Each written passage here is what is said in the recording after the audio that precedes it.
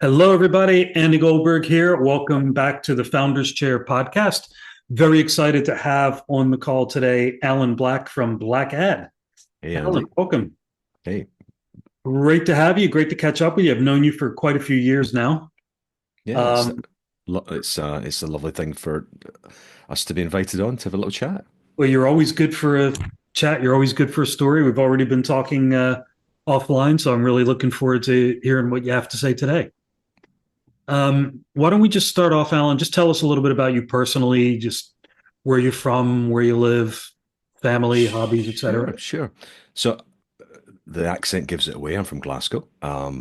Grew up on the south side and pretty much spent the majority of my life here, apart from a little sojourn after university to London to start off my copywriting career. So we'll maybe talk about that a little bit if we're going to go into, helpful people and, those kind of moments that change things. Married to Jeanette. We've been married since 97. We've got two grown-up kids. My daughter Anna's a primary school teacher. Her mother's a deputy head, so it's like mother like daughter. And my son John is essentially a TV and video editor, working on sort of TV, high-end TV stuff. So a little bit, not quite father like son, but still creative industry. So those are the only jobs available in our family. And we still live in Glasgow. We're in the south side. Fantastic. What do you get up to when you're not working? Probably the main thing that I kind of obsess over, if anyone's watching this in a hi-fi obsessive, they're probably thinking, what are these headphones? Essentially music and the expensive toys that you end up buying to Yeah. play your music. Um, that's a kind of a fairly big thing for me and has been since essentially a teenager. And just started spending all my money on it and figuring out that this was something I really loved. That and I suppose cycling as well. Very recreational cycling, not in a competitive way at all, more as a kind of means to get around as well. In the Mm. old days, I used to commute every day by bike, and then COVID put an end to all of that, essentially, and it hasn't restarted again. It's restarting in October, Andy. Watch out for me in the roads. Yeah, I will. I will. I'll keep an eye out. I'll aim for you. Please don't. So tell us before we get into the business Sure. as it is now, Hmm. tell us your story about how the business came about in the first place and what gave you the confidence to run your Sure. own business. So I'll have to go back in time to sort of 1995. First working day of 1995, I started my first job after uni in an agency, an advertising agency in London. And my boss, Margot Lewis, was essentially one of the folk. Another guy that was really instrumental would be Andy Rigdon, who essentially picked me out from this ridiculous amount of applicants back in the days when job ads were in the paper, national newspaper, tons of applicants, whittled it down with some online, not online, postal tests, essentially, and then whittled that down again to the final three who came in for a full day of, I think we could call it stress testing, and got the job. Started to kind of find my way in there. I was essentially an office junior who then became a copywriter. But all around me at that time were other copywriters, and that's what I aspired to be. And seeing other folk who were great at it, who worked in the agency, who were employees, and other folk, and this is probably they were fantastic. So don't want to take anything away from them. But the folk that I was kind of a little bit more interested in were the folk that were running their own businesses, who were in for maybe a week or so here, a week or so there, essentially journeyman copywriters who would ply their trade.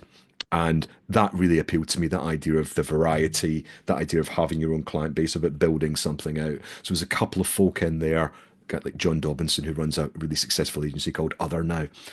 Somebody like him, for example, seeing what he had achieved and seeing what that gave him in life, that was the aspiration. It was, I want to get a piece of that freelance action when I'm good enough, but you have to get good enough first. That's the problem. You can't just sort of launch yourself into it. And just jump in and You just kind of learn as jump in you and do it. go, So huh? it kind of that's where the idea started, and then Yeah. essentially friends ask you to write stuff, Andy. That's what they find out what you do, and then, oh, we've got a thing. Could you do that thing? And then that thing snowballed. So in simple terms, round about 97, I started kind of like officially moonlighting. So like paying tax and stuff, right? on my freelance income, and switched jobs around about the millennium. Told my new boss that I was doing a bit of this freelance stuff. That was all fine. It didn't conflict at all. And funnily enough, over the next 2 years, what happened was there was no conflict of interest, but there was a conflict within me in that the freelance stuff was building and building and building. And it was essentially, this sounds insane when I think about it, it essentially was, it replaced my income that I was earning in my day job. And I think back on it, I think that can't be the case, but it was the case. So it was like the easiest decision in the world, Andy, just to say, do you know what? Let's just go and do this full time. Let's just not have two jobs anymore. So it's not like you'd had a clear path that you were intending to follow. It sort of happened. You didn't have a clear expectation. It just sort of, you followed it happening and then you realized, okay, this is actually more lucrative. You're enjoying Do, it. do you know what it probably is, Andy? It probably is along the lines of I always knew that I wanted to kind of run my own thing, but that fear that we all have within, can I actually make this work for us as a family, you know? And, can I make an income out of this? That problem essentially was taken away by that kind of work I put in those 2 years at the millennium, you Mm. know, 2000 to 2002, where it kind of became apparent that this was the path, that this was going to work, and it's proving it to yourself. And so many people I've talked to have had that kind of can I make it work moment, which is why I say to so many people, if it's possible, essentially make it a pop-up, do it on the side. You just kind of like see what the market says. And if the market reacts well, then you will come to a moment where and you've got hopefully a couple of quid saved in the bank so that if you've got a couple of lean months at the beginning, you're okay. And that's the position I was in. It was essentially, I kind of knew I wanted to do it, but that proof point that it could be a thing took 2 years to evolve, essentially. Sure. But you just got started. Like you didn't, I think too Yeah. many people wait, when's the right time and how do we do it and Yeah. this and that. And that Sometimes we just need to get started. interesting point. One of my colleagues, was a really great copywriter, brought to my attention this guy called Doug Nolan.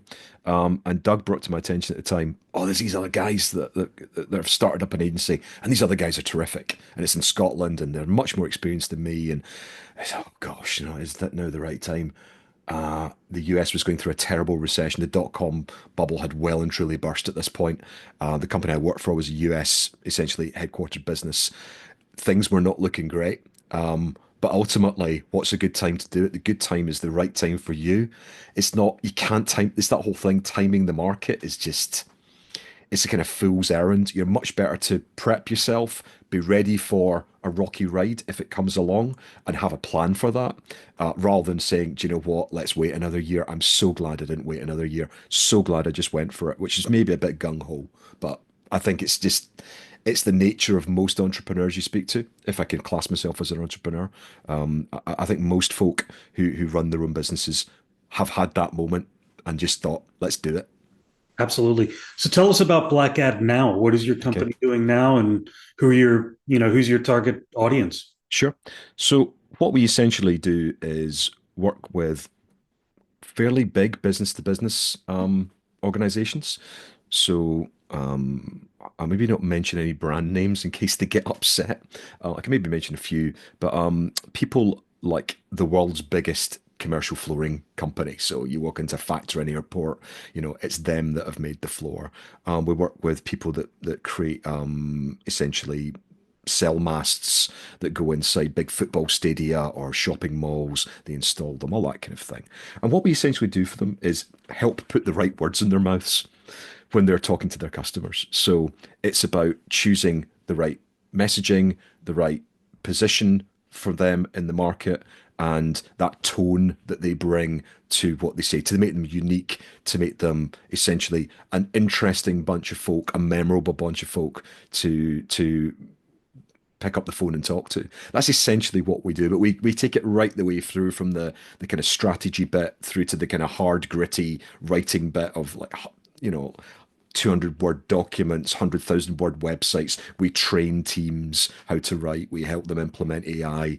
whole bunch of stuff. But essentially, it starts with this idea of how do we help you put the right words in your mouths? That's essentially what it's all about. And how much do you need to learn about the client, the company? Because Tons. It's all about yeah, that. That's, I mean, we have to be incredibly humble about how much we know about a sector when we go in and talk to a client. Hopefully, we have some knowledge of the kind of situation they might be in and the kind of general sort of the way that a market might operate and the sort of things that a client might object to, for talking sake. You would hope to bring some of that, but essentially, our whole process is designed around the client deluging us with information in a very structured way that allows us to then go in and fill it out what's going to be useful. But essentially, our whole process is built around the client tells us stuff and has to invest time in doing that. And then we need to invest a lot of time in making sure we make sense of that.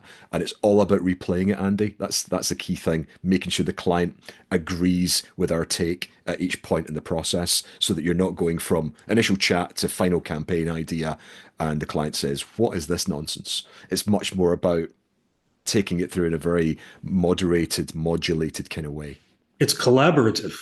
Absolutely. And it, I hate saying that word to clients, but absolutely that's exactly what well, it is. because the And it's that company, yeah, because people humility want to ultimately. offload the work to you, right? Like do you, I mean, I guess you won't find this with your good clients, but you must talk to businesses that are thinking, well, I'm paying you, you come up with the language. And you're like, no, but in order to find the right language that fits you, you need to play a part in this. Ultimately, we present it as a business problem rather than a language problem, typically. And that's, we find that the more helpful way of doing it.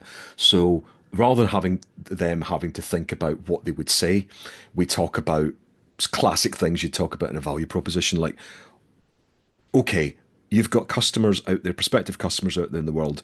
Let's think about what they are trying to achieve in their commercial lives. And it could be a lower cost, I don't know, shelving for our warehouse. Or it could be something more like we need certainty that when we make this big commercial decision that we've not made an awful mess of it. So it could be kind of psychological in terms of certainty. It could be quite practical in terms of lower costs. It could be a whole bunch of other things. And there's a whole set of other questions that we ask that essentially take it out of the realm of this kind of abstract languagey messaging thing and just turn it into a conversation about business and about what customers need and about how we help those customers. So the conversation's all about that, and the client gets to the end of it usually and says, "That was useful," because they often haven't done it before. And then we go off and build the messaging around that. So it's actually about taking it away from what they think it's about, the conversation, and just making it about the business, which is far the smarter thing to do. Business strategy is marketing strategy. They're the same thing, you know? Yeah. Um, I, so we'd the rather message start I'm there. hearing, sorry, the message I'm hearing is that, business can't abdicate marketing to a marketing company. It's, Oh, yeah. you Please still don't own, do that. Yeah. We'd much rather work with, we've got a couple of clients in particular who are incredibly smart and very much sort of in the kind of category of, I will jump in and tell you if this is not feeling good, and I will jump in and contradict what your thinking is. And we'd much rather have that than the client that kind of sits back and kind of maybe stresses about it a little bit, and then it kind of builds into a kind of an unpleasant situation. We'd much rather have the pushback. I think if you ask anyone in market who works in marketing services like we do, we'd much rather have clients engaged because I worry about quiet clients. I really worry about them. I'd much rather have a bit of pushback. yeah, Um, sure. so, I mean, it's you don't always like relish it in the moment, but it's the correct thing to relish. Because it's all about finding that final product that's, Yeah, they're helping you. They're ultimately helping you. yeah, So that's what it's all about. lazy marketing equals lazy results. Yeah, yeah, You can't completely agree. offload this stuff onto somebody. You've got to play a part in it. Yeah, absolutely. And I hear that a lot in conversations with business owners. Oh, I hired a marketing company, but because they don't understand my business, we didn't get great results. And I'm thinking, well, whose fault is that? Like, it's not their fault. What part did you play in this partnership Yeah. to create the result that you're after? Yeah, there's got to be that dialogue, and there's got to be that sense of pushing towards a kind of firm commercial goal, and that is often what's lacking. Or we often work with. I tell you something else that's this is kind of truth, is that many businesses that don't have an internal marketing function really struggle bringing on suppliers. And the truth is that we very, very rarely would work with a client that doesn't have, a marketing head or whatever, chief marketing officer. What we would recommend is that they engage maybe just a fractional marketing person, maybe a couple of days a week, a really good, Yeah. independent freelance type person to help them out and to help marshal their thoughts. And we know quite a few folk like that. Those folk, if anyone's listening, and if you're sitting out there in business land and thinking, I want to get some marketing folk involved, but I don't have a marketing person in house, perhaps think about getting that fractional person and investing in that before you start spending money in agencies. It's good advice. You've been in business a while now, Alan. How Yeah. 20 quarter of a century? 3 years, 20, 23 years, 23 coming up for years. 25. Yeah, yeah. Okay. What would you say has been your biggest learning as a business owner? Oh gosh.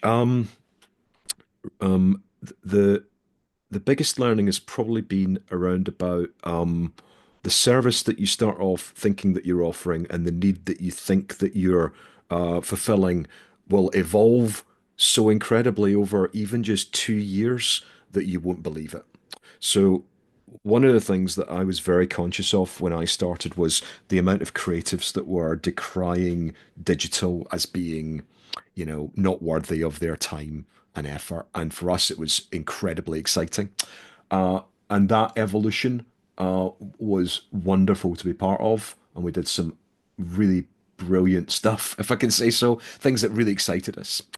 Hmm. And then there's been other evolutions around about social, around about the sort of rise of the brand, and that's seeping into every organization. Every organization that we talk to gets what a brand is and has got a pretty good handle of it. That's been incredible. That didn't exist in the same way back in the early 2000s, and now with AI, there's another massive shift happening. Those are just a couple of shifts, but there's been a huge movement in terms of the type of work we do, the type of clients that we would bring on. We would have talked to anybody back in the day, Andy, and that was probably the right approach for a little business just trying to scrappily get some work. Now we've got a focus on complex B2B. We've got a focus on the messaging and the strategy piece, and a focus on bringing in AI and automation to help support them with that. So that's where it is now. Goodness knows where it will be in 2 years' time, though, Andy. That evolution piece, that's the bit that I've learnt most. You've got to keep on top of that. So a couple learnings come out of that. One is what you're saying is we got to be flexible, right? We got to be able to adapt to shifts in the market, shifts in technology, shifts in the economy. We learn new things, and we've got to be able Sure, to embrace those things and look for new opportunities. sure, absolutely. It's a bit contradictory to what a lot of people teach, maybe even what I sometimes teach, which is have a plan and then stick to the plan. Hmm. It's like, well, have a plan, prepare to stick to the plan, but also prepare to deviate from the plan and go different Sure. ways, right? We've got to not be rigid. It's the Mike Tyson thing. Everyone's got a plan until they get punched in the face. Yeah. You've got to have an idea of where you're heading, and you've got to have an idea of, what you're aiming towards. Otherwise, how you're going to get there, and how would you measure the progress? But you've also got to keep an eye on the shifts that are happening around you, what clients are saying, and I'm not going to name anybody here, but there's been quite a few folk over the years that have told me what you're doing is a dead end. Why are you pursuing that? And been quite kind of brazen about that. And we've just gone ahead and done it. And it's worked for us. And I don't mean it in a kind of, I don't mean it with any sense of hubris or kind of one-upmanship. I just mean it in a sense of don't listen too much to the people that would prefer to live in the moment that they're living in right now. Don't listen to them too much. Look at what the clients are telling you. Look at how the market opportunities might arise, and at least just have an idea of how you might evolve. You don't have to start evolving until you feel that things have settled somewhat. And I think AI is a great example of that. Don't want to kind of dwell on it too much, but that's a great example of that. The Yeah. folk that are decrying it to me feel like they're not living in the same reality that the clients are living in. The clients are living in a reality where it's it's important to them. And if you just Mm. ignore it, then you've not got a plan then. You need to at least know that it exists and that at least know how to attack it if you don't want to work with it, you know? Indeed. Indeed. Yeah. Look, well, you can't stick your head in the sand. Correct. But how you embrace it and how much attention you give new technology like AI is ultimately it's up to you, but don't ignore it. Yeah, I And think it's good. It's a good thing, right? We're going to achieve more faster. Like it creates more opportunity. This isn't a bad thing. for me, it's there's a little bit. I mean, this is a very reductive way of looking at it, but thinking about many entrepreneurs when they're starting off, that discussion around about just having enough money in the bank to kind of pay the bills, and also just seeing what contact with the marketplace looks like, and seeing what you can build, see what's possible. I think that any new technology, or any shift in the market, there's a wonderful opportunity for businesses to just go off and try and do a little kind of skunk works project and just try stuff out. And that's what we've been doing, and that's what we've done. And it's landed us with a bunch of products and services that we wouldn't have dreamt of having a year ago. So I think that idea of just being open to exploring and seeing if there is possibility there, and sometimes there might be no possibility, and you've invested some time and money only to learn that it's completely pointless to go down that route. As long as you're not spending all your time and money on that, Yeah. that's great. That's a great thing to know. What would you say has been your biggest challenge during the years, and who's helped you get through it? Oh wow. Probably a big challenge. I'm gonna name an agency and gonna name some folk that we've worked with. It's friends of ours that run an agency called Stand, a phenomenal agency based in Glasgow. Maggie Croft is the MD. Stuart Gilmore, at the time was sort of it's a joint sort of founder and creative director. We were working a project where we brought them in to help out on essentially one of their clients that we picked up some work from, to do some writing. And we were really struggling with this project, Andy. Really struggling with it. The I won't name the client because I don't want to, kind Mm. of shame anyone. But I'll shame ourselves. We hadn't done a good enough job of defining the outputs, hadn't done a good enough job of seeing that the project was not on track. And our good friends at Stand, Maggie and Stuart in particular, helped enormously in getting that back on track, and essentially being the kind of calm voices of this is where we can add some robust frameworks to get this back on track. And that to me was a kind of a great kind of humility moment where you kind of see your failings exposed and see where it could have gone. And it could have gone, I mean, ultimately, you just don't make any money, and you have to walk away and apologize to the client if you can't complete the job. But we were able to complete the job, and we were able to do it because we had more experienced hands guiding us through the approach that was going to work. And the amount that we learned from that project, almost going quite badly wrong, was just incredibly valuable. And this isn't that long ago. It's within the last 10 or so years.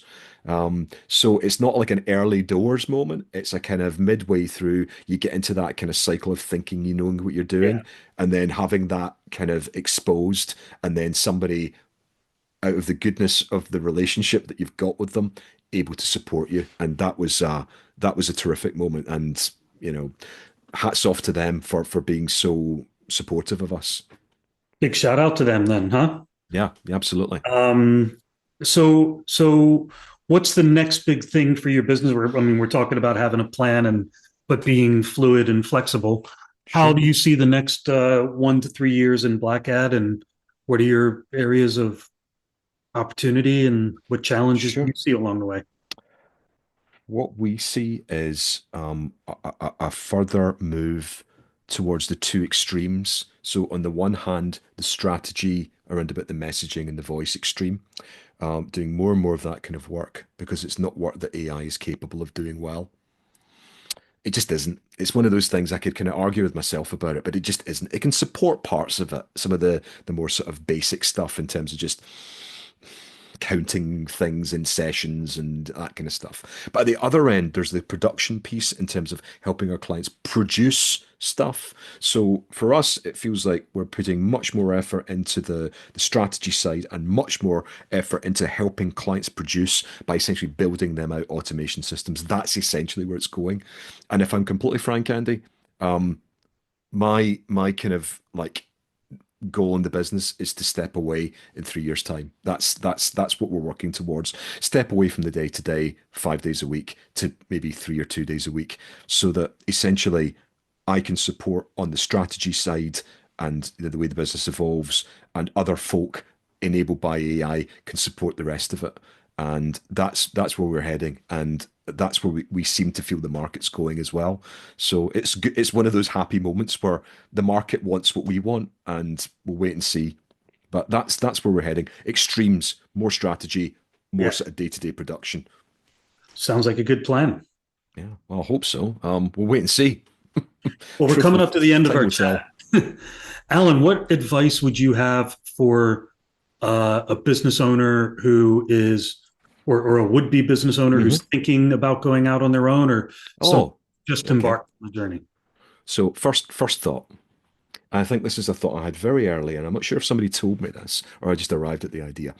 If you're thinking about going out on your own and you're currently employed, I would say that it's much more risky to be employed than it is to be self-employed.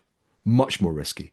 If you're an employee, you're entirely vulnerable to the kind of whims of your employer, their market, and how they perceive their future. You've got very little say in that. It doesn't matter how terrific you are in your job, it just doesn't matter. So I would say that setting your own future, if that's what you want to do and you feel it within you, then having that little idea that actually it's safer to be self-employed or safer to run your own business, perhaps with some people that you know, set up something together. I think that's a safer route. And it's a controversial way of thinking, but I think it's the truth. And I've stayed in this job since 2002, full time. I would not have stayed in the same job full time anywhere else, given the way our market's gone. That's my kind of my other biggie. And the thing I was mentioning earlier on about side hustle, the pop-up idea, just giving it a go, see what the content with reality looks like. They're kind of trying it, testing it, not being afraid to kind of mess it up a little bit. Um, the other thing I'd say, and this is something that I learned very much from you, Andy, because I'm terrible at this, outsource to experts. Cybersecurity, accounting, a good marketing professional that can guide you. Not talking about us, I'm talking about getting a marketing sort of coordinator and somebody like that. Those people are invaluable, and having those experts to allow you to focus on what you're actually good at and what you enjoy. Oh my goodness, what a game changer. Yeah, look, Um, for everything that you hate to do, there's somebody out there who loves it, Correct. and there's always somebody out there who's better at certain things than you. Get Correct. get people working to their strengths and Yeah, do what they love. correct. No, I think I, it's I'm great advice. And it's interesting what you say too about the risk of being employed versus self-employed. I started my action coach business 15 years ago, and this is the longest wow. I've done one thing. Yeah. So I've not had a job as long as this. In fact, I've been doing this twice as long as the longest job I've had. So I'd never really considered that until you just mentioned it. But it's true when you're in charge of your own destiny. Okay, there's risks involved, and there's a hard work and stress and tears and all that as we embark on this journey. But you're in control. Nobody else is in control of your destiny. And here's the thing, you're also in control if you very much decided just to call it quits and go back into employment. That's not an admission of defeat. I don't think people that do that should feel bad about it. But also, you're in control then as well. You're still in control. Yeah, Employers, on the other hand, are the ones that are in control. If that's if yeah. that's the thing that's holding you back, don't let it hold you back. If you hate it, you can always go back. True. Yeah, it's not a one-way bridge. Yeah, Great correct. advice. This has been some of the best. I always ask the advice question at the end of the podcast. This is some of the best advice I've gotten so far, Alan. Oh, I'll take So, that. Thank you. I'm sure I've borrowed it or stolen it from somewhere, but it's something that struck me early doors, and it really helped me get over yeah. that bulge, which is, oh gosh, leaving a salary and a pension and healthcare and all that stuff. Yeah, it's a tough one, and anything that can help you do that and fulfill what you want to do, I think is useful to have in your armory. Well, Alan Black, owner of Blackad, it's been an absolute pleasure speaking with you today. Thanks very much for coming on the Founders Chair podcast. Really enjoyed it, Andy. Lovely speaking to you. Always good speaking with you. And thanks to all our listeners, as always. Keep an eye out for other podcasts coming up on YouTube video soon. But in the meantime, it's Friday as we're recording this. So have a great weekend, everybody. And we'll see you all again real soon.